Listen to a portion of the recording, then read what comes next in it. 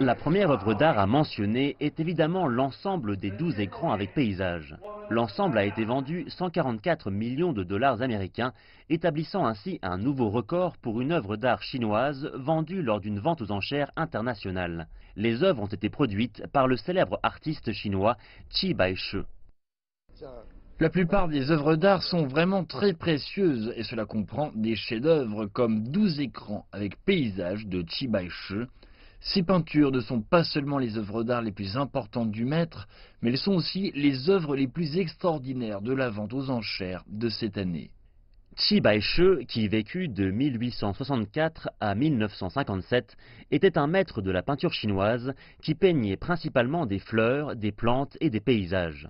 L'artiste a produit ses chefs-d'œuvre en 1925. L'organisateur de la vente dit que ces peintures sont considérées comme les plus grands chefs-d'œuvre de l'artiste. L'ensemble comprend 12 peintures distinctes. Chacune est fixée sur un écran vertical de 1,8 mètres de long. Une palette de couleurs élégantes est utilisée pour représenter des scènes naturelles et vivantes.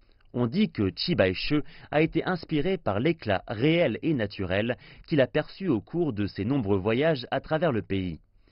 Une autre œuvre importante est celle de Li Keqiang, la montagne sacrée Shaoshan, qu'il a peinte en 1974. Elle a été vendue pour 178 millions de yuan, soit 27 millions de dollars américains. Elle représente l'ancienne résidence du président Mao Zedong au pied de la montagne Shaoshan dans la province du Hunan, où il vécut pendant son enfance et son adolescence. Cette année marque également le 110e anniversaire de la naissance de Li Keqiang.